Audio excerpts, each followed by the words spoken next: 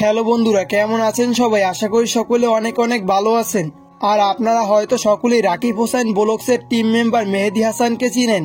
আর কিছুদিন আগে মেহেদী হাসান এবং রাকিব হাসানের ভিতরে একটি দ্বন্দ্বে লিপ্ত হন।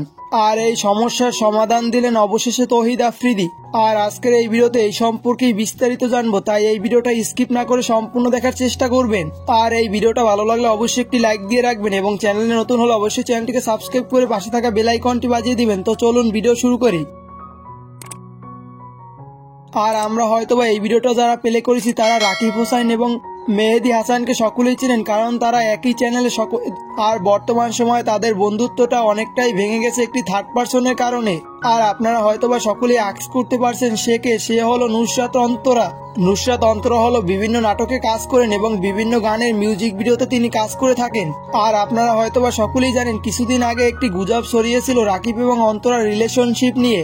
যেহেতু আজকের এই ভিডিওর টপিকটি ভিন্ন, তাই ওই টপিক নিয়ে আজকে আর আলোচনা করব না। আর এই ভিডিওর কমেন্ট বক্সে পিন কমেন্টে দেয়া থাকবে যে রাকিব এবং অন্তরার ভিতরে কি হয়েছিল তৌহিদ আফ্রিদির সেই ফেসবুক লাইভটি।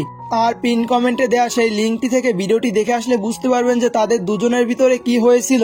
আর আমি আপনাদের সংক্ষেপে কিছু বলে দিই তাদের দ্বন্দ্বের কারণ। মেহেদী হাসান মূলত রাকিবের পারিবারিক বিষয় নিয়ে অন্তরার কাছে কিছু বলেছিলেন, আর সেই বিষয়টি অন্তরা আবার রাকিবের কাছে শেয়ার করে, যা পরবর্তীতে রাকিব কখনোই মেনে নিতে পারেনি এবং সে কারণে তাদের ভিতরে দ্বন্দ্বে লিপ্ত হয়। আর সেখান থেকেই মেহেদী এবং রাকিব দুজনেই মূলত লাইভে আসেন এবং দুজনের ভিতরে কি হয়েছিল সকলের মাঝে শেয়ার করেন। আর আজকের এই ভিডিওটা এখানেই শেষ করবো। আপনারা কে কে চান যে তাদের দুজনের বন্ধুত্ব আবার আগের মতো হয়ে যাক, তারা অবশ্যই কমেন্ট করে জানিয়ে দিবেন এবং ভিডিওটা ভালো লাগলে অবশ্যই চ্যানেলটিকে সাবস্ক্রাইব করে রাখতে পারেন। তো দেখা হবে পরবর্তী কোনো ভিডিওতে। আল্লাহ হাফেজ।